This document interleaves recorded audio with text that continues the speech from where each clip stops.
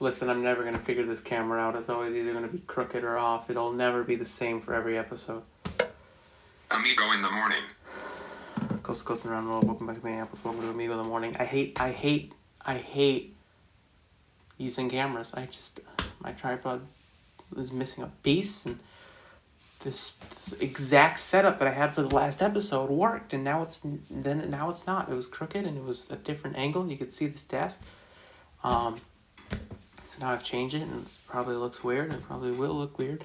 Last episode I used the voice memos app on the iPad, and there's a weird buzzing sound. I noticed that in the episode I used the iPad last year. I don't think that was using the voice recorder app though, so I downloaded the app that I used to use.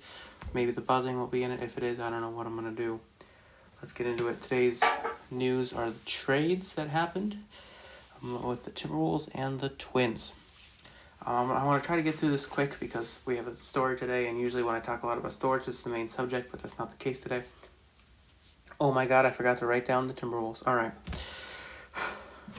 Timberwolves traded Rob Covington, Jordan Bell, Noah Vonleh, Keita Bates-Diop, and Shabazz Napier. It was a 4-team trade between the Hawks, the Nuggets, and the Timberwolves and the Rockets. Timberwolves got 4 players and a pick in return. Players they got was Evan Turner, Malik Beasley, Juan Hernan Gomez, and Jared Vanderbilt for bench players. Only have 1 point guard. Don't really know I don't remember who everybody else got. I know the Rockets got Covington and Bell, and I know the Hawks got Clint Capella. That was pretty much it. So, why would this?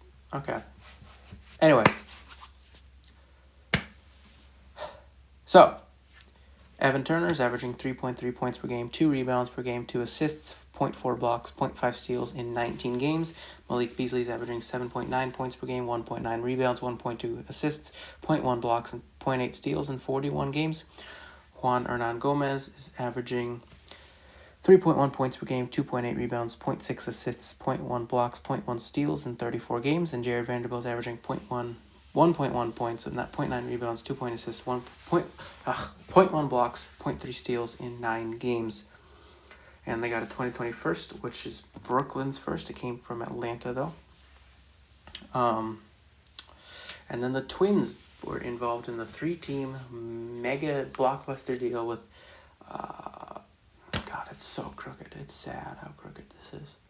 The 3-team mega blockbuster deal with Mookie Betts and the Red Sox and the Dodgers. Dodgers got Mookie Betts and David Price.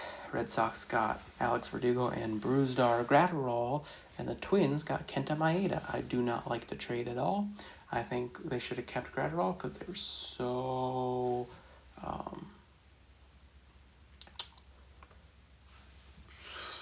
excited about him. And then they got a starting pitcher who hasn't been amazing, but... so Kenta Maeda has in 2019 a 4.04 ERA, career 3.87, 2019 a 1.074 WHIP, a 1.151, and career-wise, last year win-loss of 10-8 with 3 saves, career-wise 47-35, 6 saves, an ERA plus last year of 102, an ERA plus career 105, and a FIP last year of 3.95 and career 3.71.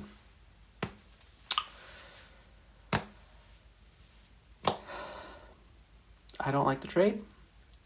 There's a chance it might not go down because of Graterol's elbow. Mookie Betts, I think, also might have an injury. So we'll see about that. I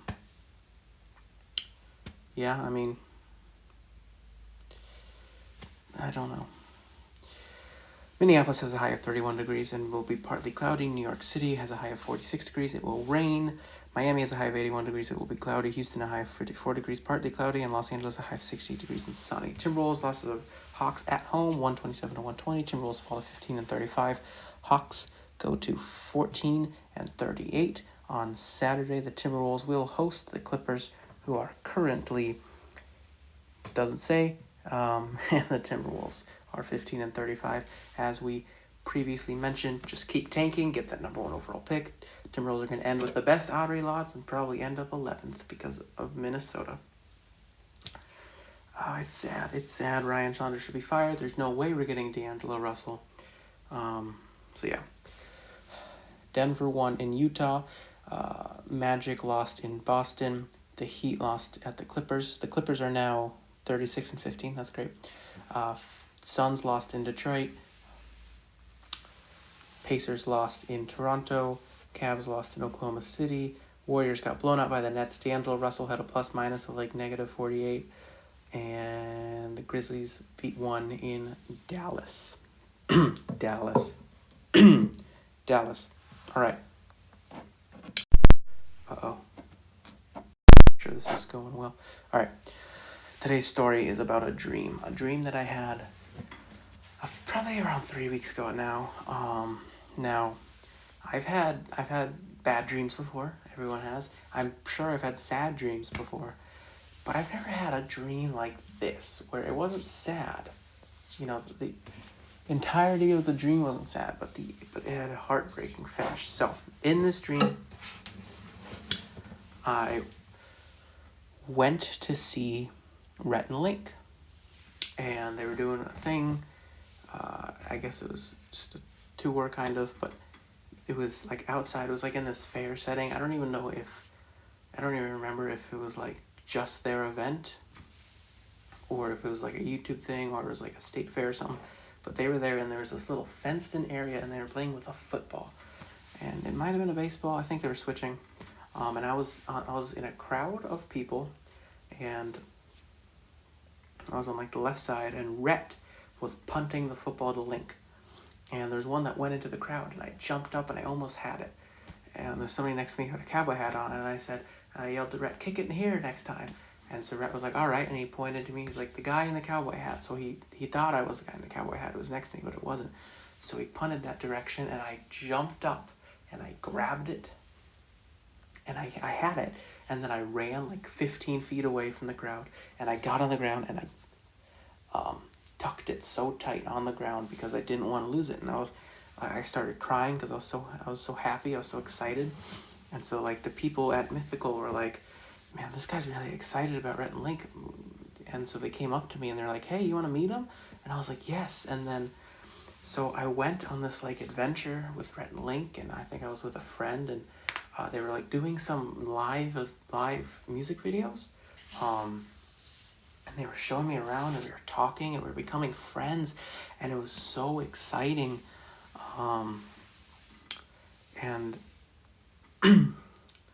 they were like, doing a few of their music videos, but just kind of singing along with them, and I was having so much fun with me, Rhett, Link, and one of my friends. I don't remember who it was. It might not have been an actual person. But this is when the dream was unique, because we were in this like museum setting, and there's like these plaques, and I was reading one of them, and I realized, wait a minute, this is a dream. And I got so sad. I was like, this isn't real.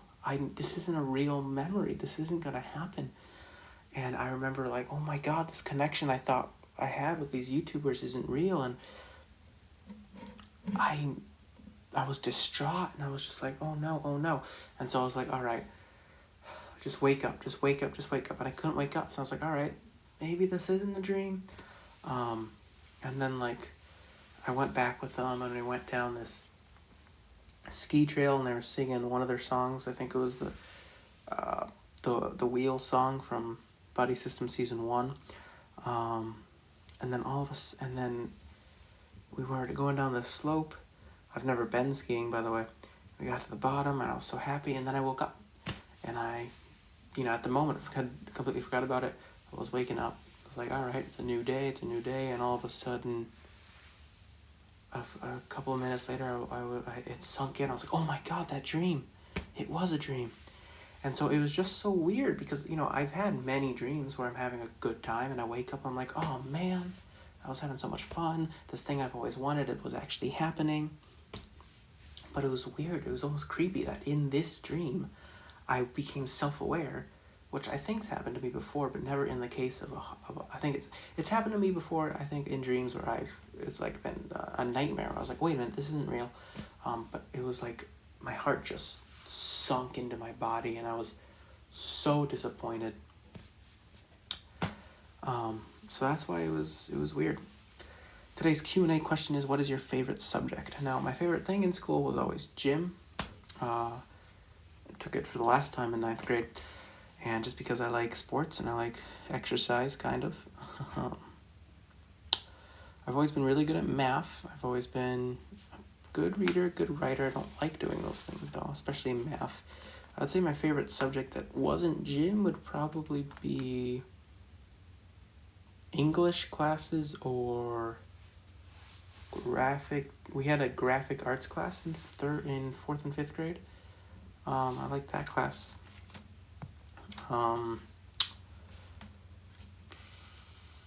6th grade, I had 6th, 7th, and 8th grade. I had the same teacher for social studies. He was my Minnesota studies and my U.S. studies and my world studies teacher.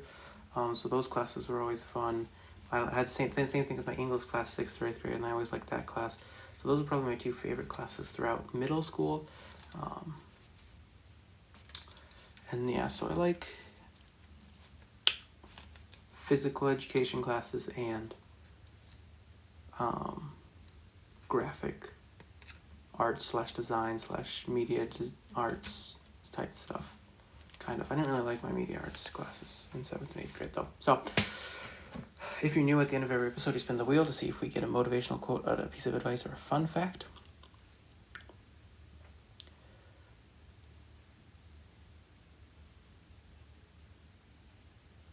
Today we have a fun fact. Today's fun fact is, the first televised football game was in 1939. Thanks for watching Amigo in the Morning. Subscribe to my main channel, Station Cell 1. Subscribe to my second channel, Station Cell 2. Subscribe to this channel, Amigo in the Morning. Follow me on Instagram at Station Cell 1, at Amigo in the Morning. Follow me on Twitter at Station Cell, at Amigo in the AM. Add me on Snapchat, Awesome Jason Cell. Nobody watches these, so it doesn't matter how I end it. I can say goodbye to no one. I can do whatever I want, and they'll never know because nobody watches. So